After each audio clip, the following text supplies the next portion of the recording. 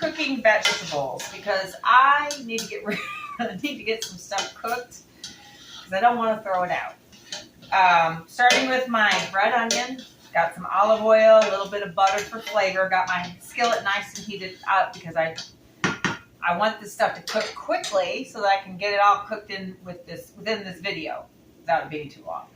All right, so I took baby carrots that I had bought because my son, JJ, who's been visiting, used to eat like broccoli and carrots every day. I would steam broccoli and carrots for him like every day with his meal, but he doesn't eat that anymore because now he's measuring and calorie counting and weighing things. He weighs everything on a little scale.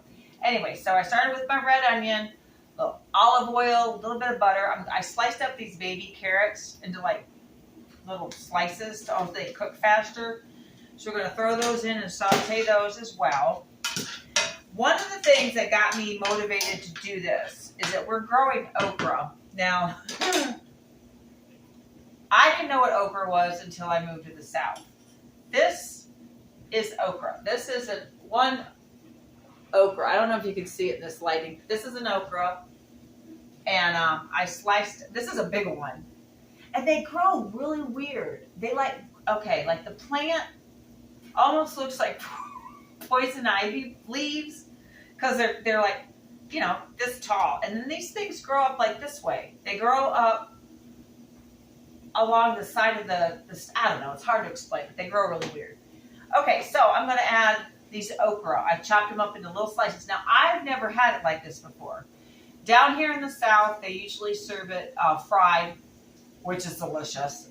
I don't get into making fried okra because it's just messy. Deep frying stuff is just messy and having to coat it in flour, and plus I'm not a big deep fried connoisseur. So I sliced them up in little slices, and I'm just going to, because they were going bad. I had it in the refrigerator, and I was like, what am I going to do with these okra? We don't have like enough to really make anything with, so I'm just gonna see how they taste in my vegetable stir fry or saute or whatever you want to call this.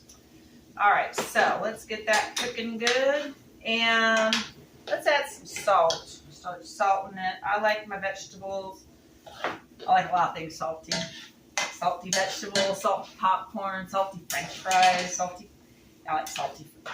As Teddy on Bob's Burger says, I'm predisposed to salty foods. All right, so that didn't sound right. Anyway, he likes salty foods.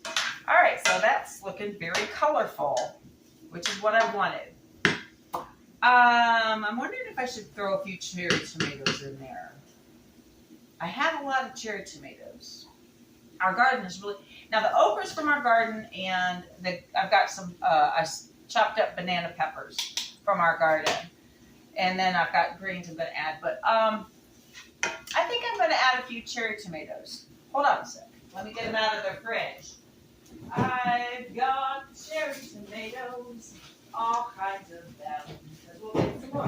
These have been growing so great in our garden, and I love them because they're so good for salads, and you can just toss them in your salad. You don't have to cut anything up. I'm gonna half a few of these cherry tomatoes, and toss them in here because when you're sauteing vegetables, tomatoes can really add some good flavor. As in my opinion, as long as you don't put too many in there, because I like okra. Another thing with okra, they use them in soups and stuff. Okay, I said it's fried okra and also boiled okra, or you can buy it like there's this one really good canned. That's all weird looking. This one really good canned stuff. It's I think it's Martha Holmes is the brand, and it's canned okra, corn, and tomatoes, and it's really good. And it's like $1, maybe $1.50 or something. Usually I found it at places like Family Dollar and Dollar General, but they're really good. The Martha Holmes, I'm pretty sure that's the name of the brand, but I've seen okra in that, okra in soups and things, but I'm not super fond of like tomato-based soups. I mean, some of them are really good, of course, but I don't want tons of tomato-y things. Unless, Italian, of course, Italian's got a lot of tomato-based. Of course, I do prefer the white sauces, or in my case, I really like pesto sauce if you're going to do Italian. But anyway, the cherry tomatoes add a little color. When I was in 7th grade, and I may have told this story on another one of my videos. When I was in 7th grade, our 7th grade social studies teacher, Mrs. Rao, I'll never forget her. She had traveled all over the world, and she had all kinds of stories from all the different places that she'd been. And she remembers, this is, I was in 6th grade. This was, did I say 7th grade? She was our 6th grade social studies teacher. And I was in 6th grade in 1977. I think I started 6th grade in 77. So, this lady, she was older, seemed older. I don't know how old she was. But she remembered World War II. So she was probably older than my parents. Yeah, she was older than my parents at the time. So anyway, she had all these wonderful stories I liked her stories about all over the world. And I remember she was talking about food one time, something she learned in one of the countries, and that, back in the 70s, people didn't know everything about food or stuff like they do now, but lots of color. Your food has lots of color. That's good. So every time I put together a salad, I try to have lots of color in it.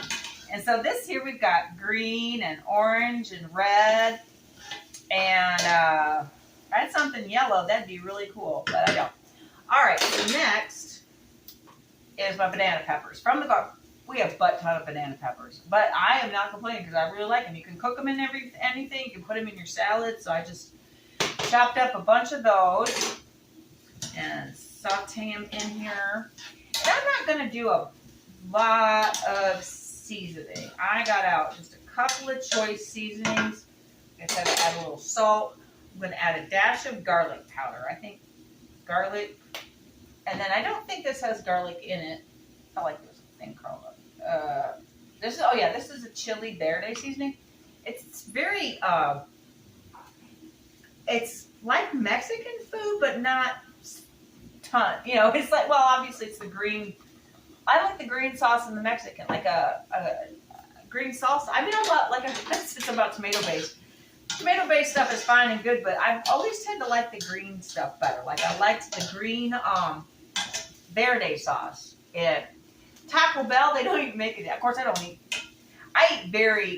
have not eaten any fast food in a while, and I just don't want it. It just doesn't even sound good to me. I'm telling you, if you change your if you don't already eat this way, I mean, like with lots of vegetables and lean protein. In my case, I eat fish and beans and nuts. But a lot of people eat chicken, lean protein. My son, the only thing, I swear, lean ground beef. That's all he eats now. Lean ground beef, and that crap is expensive. The kind that's like 96% fat. It's like 4% fat, and anyway, it's very expensive. So. But yeah, those are the things I eat. So if you're not used to eating this way, then once you get eating this way, you will want things like fast food and McDonald's, Wendy's, all that stuff. You don't want it anymore. I don't want it anymore. It doesn't even sound good to me. And like a candy bar, if I bite into a candy bar, it seems waxy. The chocolate just seems waxy to me. This is looking really pretty. So here are my gorgeous sauteed vegetables. Aren't they looking lovely? Now, I don't want them to be super soggy. And now, like I say, I start with the harder vegetables first so that they'll be cooking longer than the others. So I started with the onion, and then I went with the carrot. Of course, everything went by pretty quickly, but this looks so pretty. I'm so proud of this skillet. And I was going to add some green. Let me give this a taste first and see if this is crunchy or I don't think it's been in here long enough to be soggy, but let me see how soft it is. If it's the carrot, that's good. Oh my goodness, that's good. That's really good. Now a little more salt, a little more of this, just a touch. That's really good, you guys. Ooh, that was a lot. Let's get that stirred up so it doesn't all. All right, this is really going to be good. And I make vegetables often. Like I said, I mostly graze all day. I've been grazing all day. It's Sunday. I don't. My gym isn't open on Sundays. It's been raining, pouring rain, so I couldn't go outside and mow the lawn or do any of that physical exercise that I like. So I've been inside just doing my housework all day. And I decided to cook up these vegetables. And I don't remember where I was going with that. Something about not, I don't exercise today. Oh, I've been eating all day. But not a lot. I've just been kind of grazing. Because I don't like to be full. I try really hard not to make myself too full. I got too full the other day because I went out to eat with my stepson graduated from Fire Academy. So, and then we all went out to eat afterwards. And I felt really full.